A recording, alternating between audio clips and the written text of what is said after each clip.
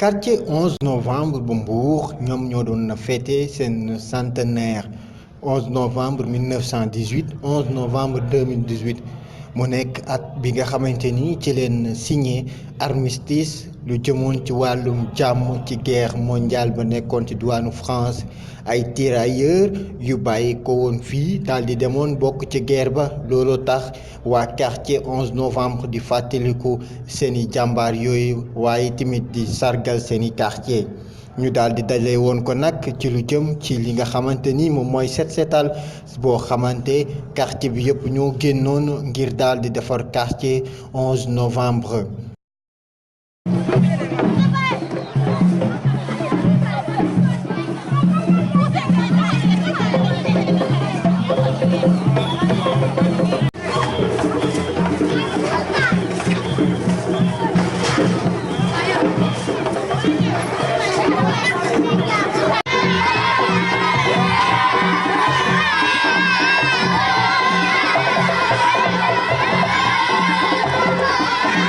man nañ def coordonnateur comité d'organisation bi nga xam ne moo war a organiser centenaire 11 novembre bi 11 novembre 1918 11 novembre 2018 événement bi am na téeméeri at waaye tekkiwul ne quartier bi téeméeri at la am événement bi moo am téeméeri at tirailleurs ya demoon ñibbisi ne dañ koy immortaliser nañ ko tuddee 11 novembre muy jàmm ak salaam ak xéwal moo tax ñu koy féete 9 10 11 le 11 nag la cérémonie officielle bi. loolu moo tax ñu teew fi tey la commencé nag ci set setal bi ndax balaa ngaa teeru ayet ga da ngay set sellal set di xeli di xent muy leer ñëpp mën cee jaruñu moom la jigéen ñi def tey wax dëgg yàlla ànd ak président conseil de quartier monsieur Abdoulaye Guèye ànd ak la chargée de la communication Mati Badiane ànd ak ki nga xam ne moo yor environnement muy Astou Diop loolu na te moo tax ñu teew fi tey ànd ak ñoom Fatou Diop ñëpp ñu ngi fi comité bi yëpp a ngi fi pour setal quartier bi ngir ëllëg ñu mën a teew Auguste Mbaye mi ngi fi Moustapha Diouf organisation mi ngi fi ñëpp a ngi fi comité baa ngi fi moo tax tey ñu teew fi tey di def ab setal ngir teeru gan yi war a ñëw ngir feeteeg ñun centenaire bi. waaw dafa am cachet particulier ndax lu am téeméeri at jar naa feete ak sant sunu borom moo tax dañuy def lu ñuy wax défilé militaire maanaam dañuy wone tirailleurs nañ daan solo boo xamante ne moom nañ daan demee ca xare ba daanu fa ba ñibbisi dañ ko ñëw solol ko ay xale ñu défilé ñu xam nag lan mooy démb ca xale gu mag googee ñuy wax guerre 14-18 loolu nag dafa ànd ak ay cérémonie yoo xam ne bii ci la bokk am na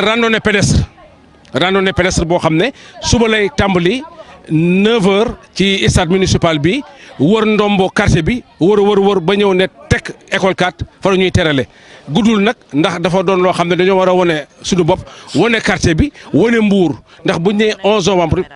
bu ñu wane quartier bi mel ni wane nañu Mbour ndax daanaka 11 novembre am na lu bari lu mu judduloo ci biir Mbour loolu moo tax randonnée pédestre bi daaw jéeg defoon nañu ay match de football ren dañoo innové def randonnée pédestre dina am yeneen ñu def nag wane cosaan wane ay buur yi démb yi wane magi démb yi exposition imam yi notable yi Mbour na meloon ngir xale yi man cee roy ngir ëllëg ñu mën a yor seen bopp tegu ci yoon ci siraatal mustaqiima tabax seen dëkk tabax seen réew tabax seen gox. ba ñu ca paree nag ci suba ga ñu daal di def li nga xamante ni moom mooy randonnée pédestre boobee randonnée nag ñoom dañ cee jublu woon ngir wan waa gox bi ngir wan waa diwaanu Mbour quartier 11 novembre historique bi nga xamante ni moom moo ci nekk. boobu randonnée nag ñu ngi ko daal di dalee woon ci quartier 11 novembre daal di ñëw wër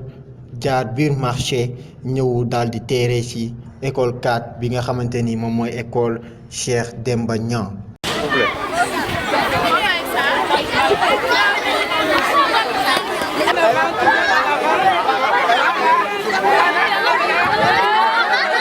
ci biir loolu nag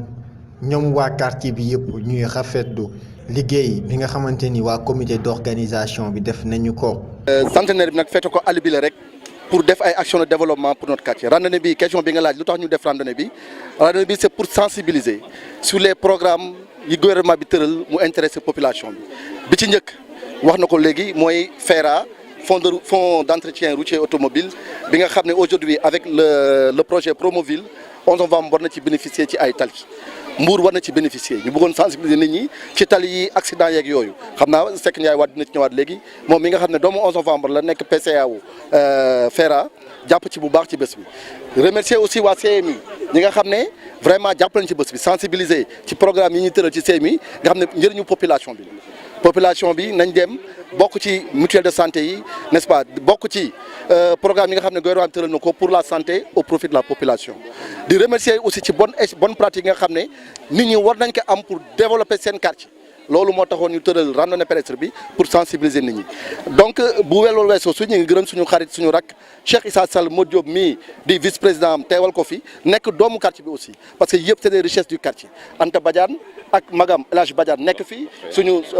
Rokhaya nekk directrice régionale bu CMU à Dakar du doomu 11 novembre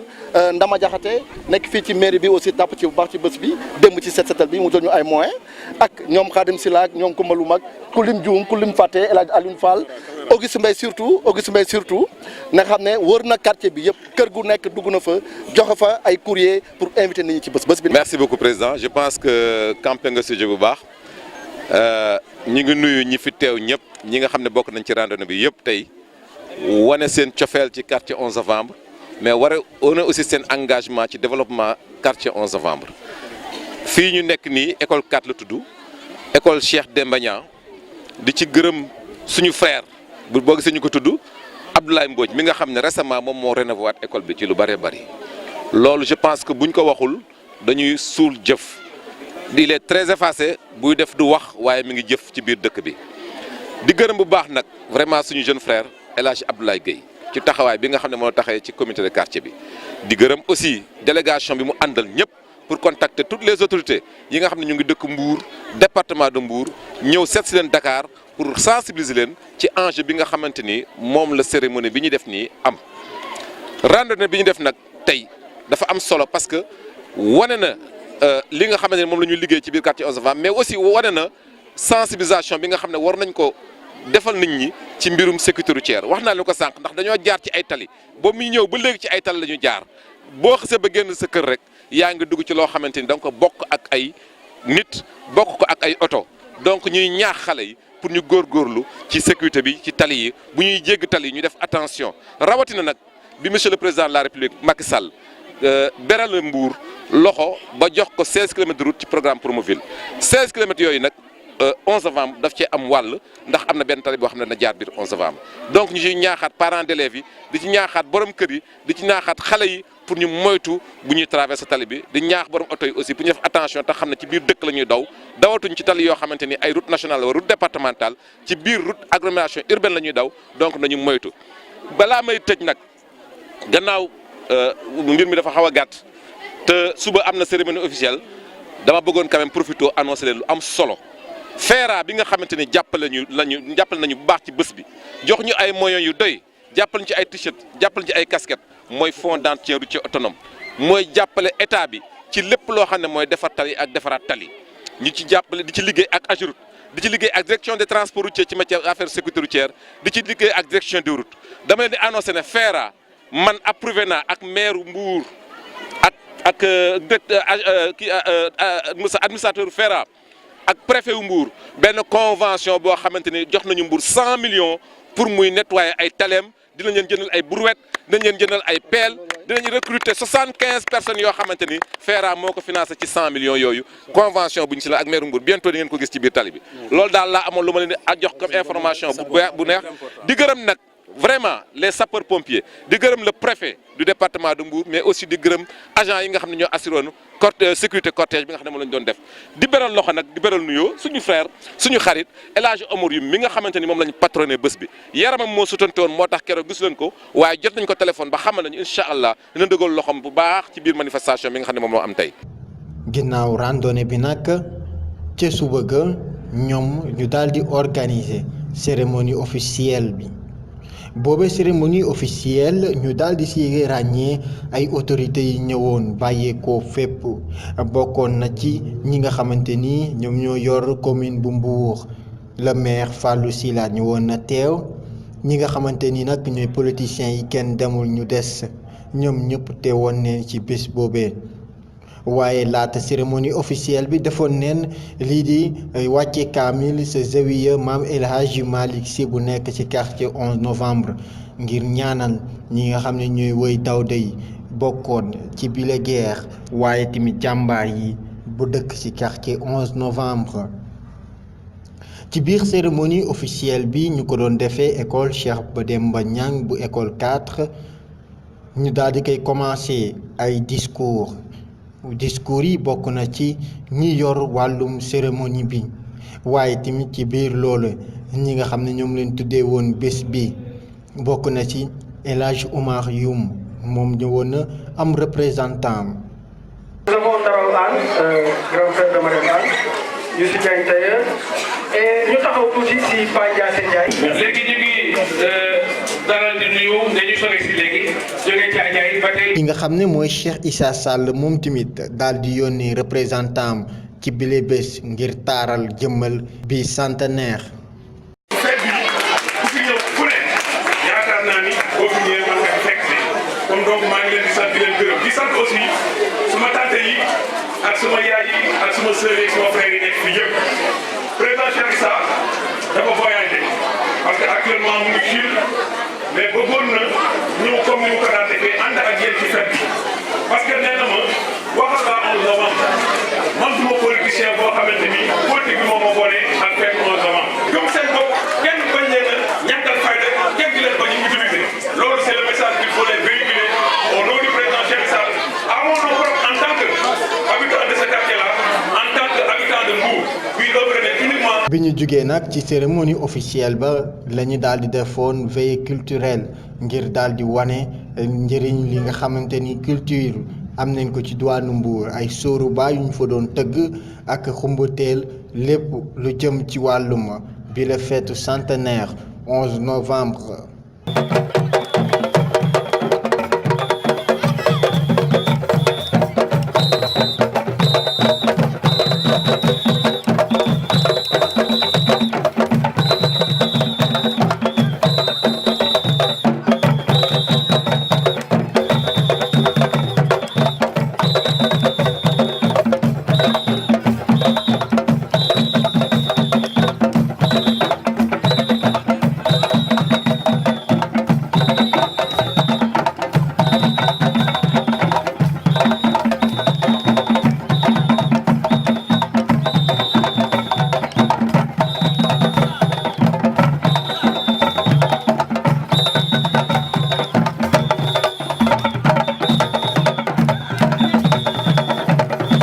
Mbour TV yu maa ngi leen di nuyu di leen ziar namoon naa leen waaye xam naa ne yéen a ma raw foofu comme ni ngeen ma gisee nag fii maa ngi taxaw tey fi nga xamante ne nii mooy biir 11 novembre xale 11 novembre nag ak mag ñi doon féete li nga xamante ne mooy 100 ans 11 novembre maanaam quartier bi am na 100 ans ñu ko doon féete. activités yi nag commencé woon na depuis vendredi parce que def nañ set setal def nañ randonnée tey wàccee nañu kaamil fële ci zawiya maam El Hadji Malick bi ñu xëyee le soir ñu daal di dem fi nga xam ne mooy école 4 daal di fay def cérémonie officielle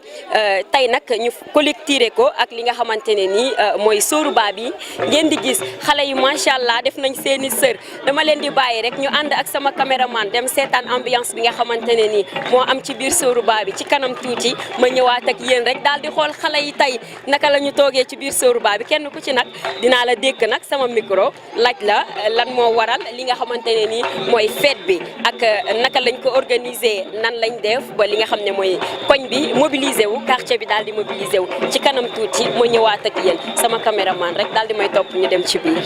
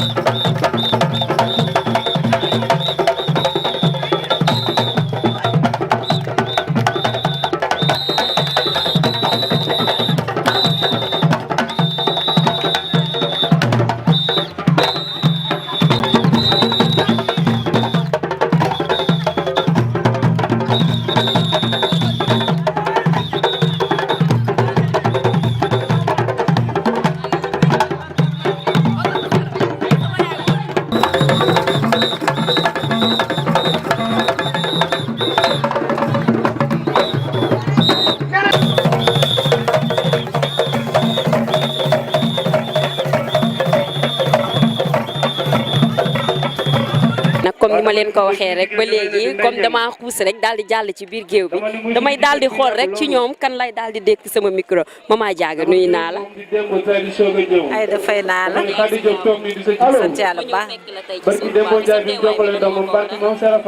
ma teewaay Sourou Ba bi mooy bokk si association bi rek lépp ci fête 11 novembre bi ndax ça fait 2 semaines boobu ba léegi ñu ngi ci affaire yi dem nañ Dakar def nañ lépp Mati nag comme moo organisé affaire bi bokkaloo tax ma teew fii.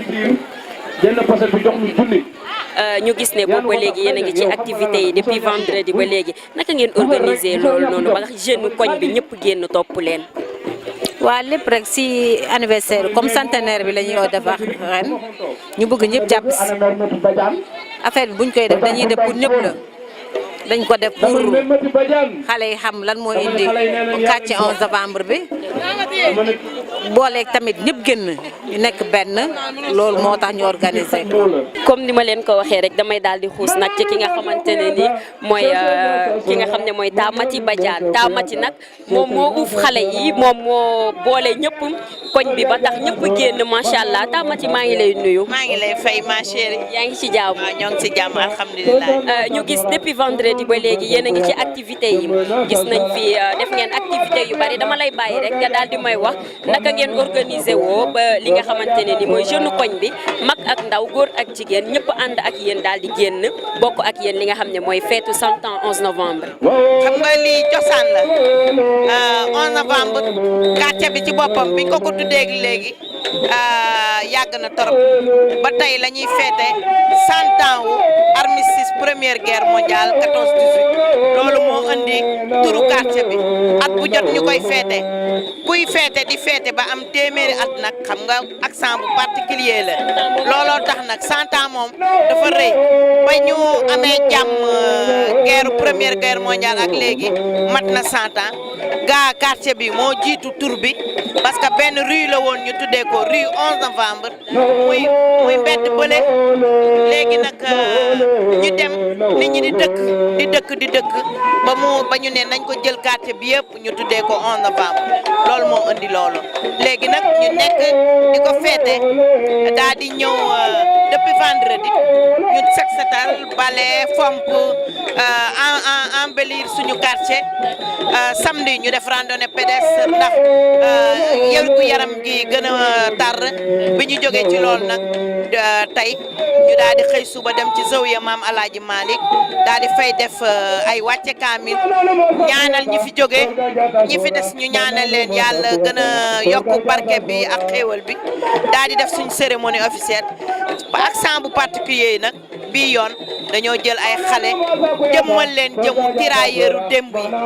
ñu wane cosaan wane démb def exposition boole ci waale comme wérgu yaram moo ñu soxal couverture maladie universelle président de la république andi ko fi gratuité soins yi ñu ne xaaral nañ ko ci boole wane waale ko daal def cérémonie officielle ñëpp wuyu si ñu nag léegi nag lii mooy clôture bi comme ñun suñu yaay yi dañoo amoon habitude di def ay tànn béer ñun nag comme actuellement communauté Mandeng bi dafa am brassage ak communauté Olof Pël